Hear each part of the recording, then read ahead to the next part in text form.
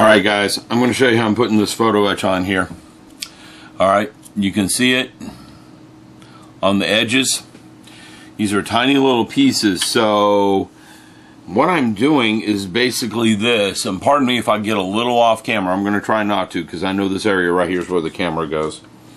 Take my toothpick, get a little bit of super glue on it, taking a little bit off, and I'm putting it where the photo etch part's going to go. Just a little bit. I'm not trying to coat the whole thing and slobber it up, because any extra has to be removed. This toothpick has a little piece of that yellow poster tack on the end of it, and I have found that that just picks up the photo etch parts out of my little holding bins beautifully. And if I can get the orientation on this thing right, well, it's cooperating with me. It fell down the way I wanted it to. It just sits right down on there, and that was almost a perfect placement.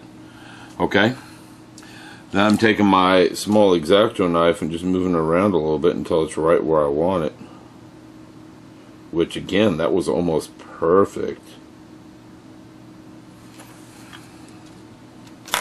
Now the little half moon part, I take a little drop of super glue,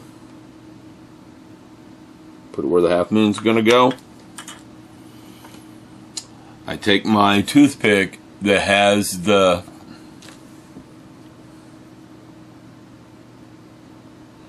poster tack on it. I get my part,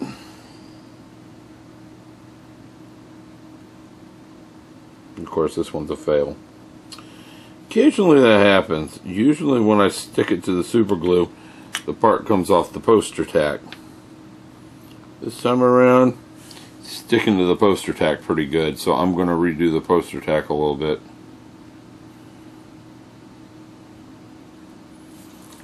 Pick my part up again.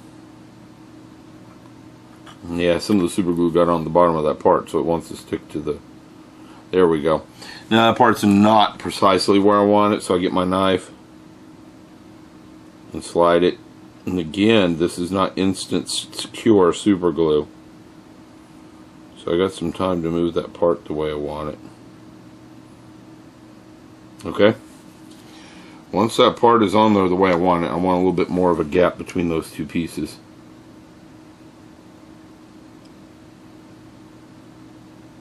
Not like that.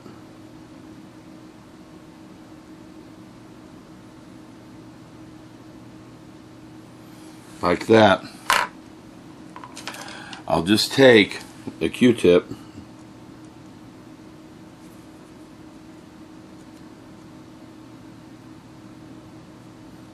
pat it over the top, and this Q-tip's actually absorbing a lot of that super glue. Okay? And I've got half of it super glued on. Half. So now I get the other part and repeat. And that's adding some detail that was not originally there. Okay? You can see by looking at this side right here versus this side here what I'm doing. Okay? So I'll be back in a little bit. I just wanted to show you how I'm putting these parts on here. It works really, really well to pick them up with the toothpick with some poster tack on them. Most of the time they just sit right down on the piece and stay, and I'm not really having to touch them. There's no zinging parts. It's all good. So I just wanted to share that. Well, this ends day 2. What have I done? Got these two halves cleaned up so they go together really well. That's probably upside down. They only go together one way, by the way. They're keyed. Okay.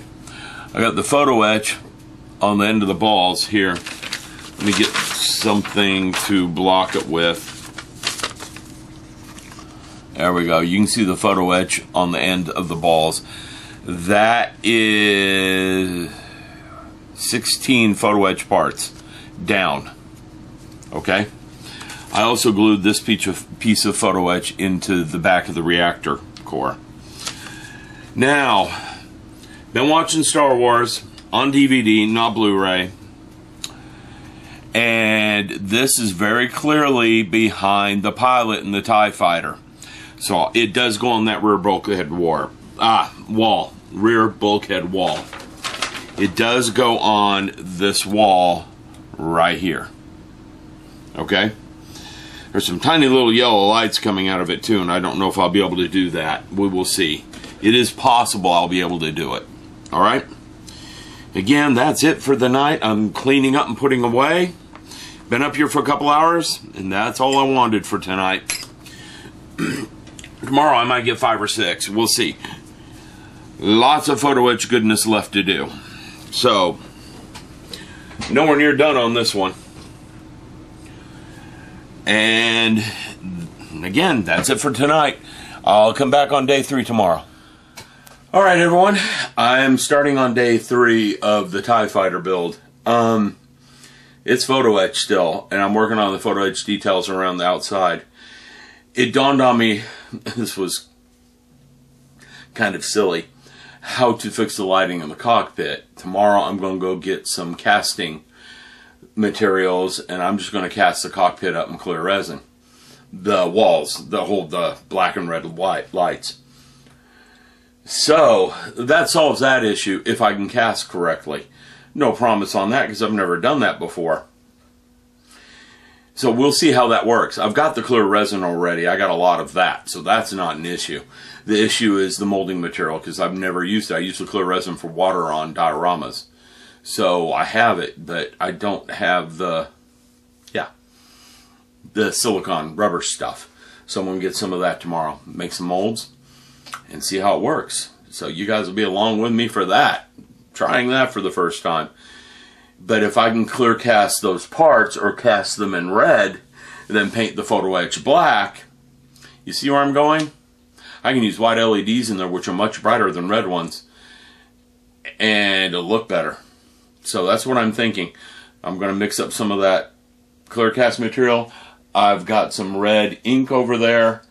I could try some clear red Tamiya paint too, or red food coloring. I'm going to do some research and see how to dye clear resin. So I think someone's used, I remember watching a video where they used red food coloring, so that might work. Anyhow, let me get going on the photo etch. I did 16 parts yesterday.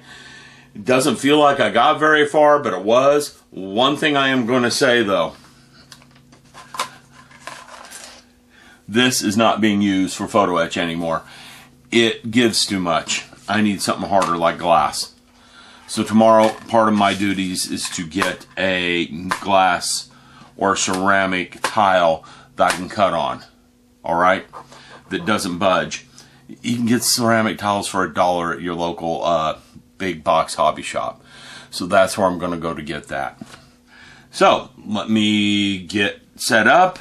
I'll come back when I get some parts going. Oh yeah, I'm going to do this while I do this. Not proper English. I'm going to go through and explain where the photo etch parts as I go through this, because the directions are not 100% clear. I mean, once I know where things go, I can see what he's going with the directions, but they don't show you where things go, if you know what I mean. Here it is. Parts number 23 and 22 are these guys. Ooh, it's not going to show unless I do something like this. And sorry for the yellow tint. It's just the lighting in here and the camera hasn't adjusted itself. 23 and 22 are these. They run right parallel to the edge right here. They almost get covered by the wing root. They almost get covered by the wing root. Now, they're not 100% perfect on here because, well, again, they're pretty much covered up. So I'm not too worried about them being 100% perfect. The wing goes over the top of them and you can hardly see them. You can see they're there. Don't get me wrong, or I wouldn't have done it. But you can't see them all that well. Some other parts that I was curious about, I did see when I was watching Star Wars last night. So I know they all exist and all belong there. Okay? So this is going to be fun. I'm going to start working on some of these other parts. I'm mainly working on surface detail today. and I'm going to have to start removing some of the surface detail as I work, simply because it is in the wrong spot, or email. It's just nowhere near as detailed as the photo etch. And looking at the studio scale model, I can see why the photo etch is superior. Okay, like these 4 parts on the end here, they weren't even on the model kit. Okay, another set of parts we're talking about are, it'll take a little bit to focus on this. See this parts right here, these 3? They're molded into this, but they are not as well, they don't look as good as the photo etch will look, because the photo etch will have actually 2 little bars going across, and that's what you see on the studio model. Anyhow, I'm going to quit waffling. I'm going to get going. I will talk to you guys in a little bit. Alright folks, we're at the end of day 3. I don't feel like I accomplished much, but I did accomplish quite a bit, simply because I've got the game plan rigged out. Here's what I'm talking about. I know you're just looking at the screen right now.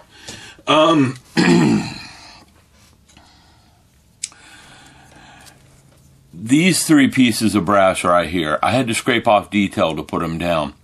This piece I did not. This piece I did not. So I put on 1, 2, 3, 4, 5, 6, 7 pieces. This one was bad because, oh, I'm off camera. This one was bad because it was flat and I had to get it curved to the surface. It took me a while to figure out how to curve it to the surface. Plus there was surface detail there that I had to remove. And that's the problem with photo etch. Quite often these aftermarket photo etch sets require you to remove detail. And I'm getting back in the swing of removing the detail from the part. Okay, so there's where the slowness comes in. This detail had to come off before these little tiny pieces went on. And then you have to get those pieces on to line up correctly. Okay. Also, I found my cutting board that I like to cut photo etch on. This one has 0 give to it. It's very flat and very rigid. Unlike that red one. That red one, I mean, look, I'm going to take the heavy X-Acto knife. The blade's pretty boogered up because of the photo etch anyhow. I have to push down really hard to even gouge it. Okay, I'm getting a towel piece tomorrow. That's all there is to it, because it'll work better. The photo etch is bending a teeny bit as I cut it. And looking at this, I don't even feel like I've dented it. I know I have, but I don't feel like I have, if that makes any sense. I'm taking care of the tiny parts first and working towards the larger ones. So that's why it feels that way. Tomorrow I'm going to take care of some big ones, but that means removing this detail here and this detail right here. They're not that hard to remove. It's just annoying and a pain to remove them.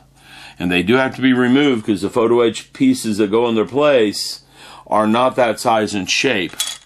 The other ones that need to be removed tomorrow are all of these little things right here, and they are scary to remove.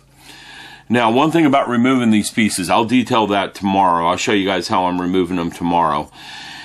The happy thought is, when I was working on the Millennium Falcon, the old AMT Millennium Falcon, which is sitting on a shelf back here, I just pulled, Millennium Falcon. I just pulled it out and looked at it. I removed a lot of detail like that, so I'm used to that already. Okay? Here, let me turn the camera so you guys can actually see me. I got the Optivisor hairstyle going, you know? From these, I wear these pretty heavily when I'm working on that photo etch because it's so small. And I'm getting old and my eyes just aren't what they used to. One trick I learned with Optivisors is you get yourself some dollar store magnifying glasses and put them underneath and they magnify just a little bit better. So it's almost like a microscope. But anyhow, I'll detail how I'm removing surface detail tomorrow. It's just slow going, and I knew this part was going to be slow. You know, if it wasn't for this photo etch, I would probably be 80% done with the kit already. You know, there's not much to it, but all this photo etch just slows things down. There's no photo etch set for the X-Wing, so when I get to it, it's going to be pure building. Yeah. Anyhow, I have to build part of it tomorrow, or at least tape part of it up tomorrow, so I can put the rear bulkhead reactor core down. I want to do that tomorrow, which will clean up a lot of the parts off this photo etch set. Okay? And some of these I'm wondering about a little bit because they look like they'll be a little bit big. And again, there's a lot of stuff that just has to be removed from the top of that ship to get this right, and a lot of bending to do. It'll be fun though. I'm going to take some photos for Facebook and Scale Model Addict because the photos are going up faster than the videos. Reason being is that I have to give the videos a day or two for all the comments to percolate through.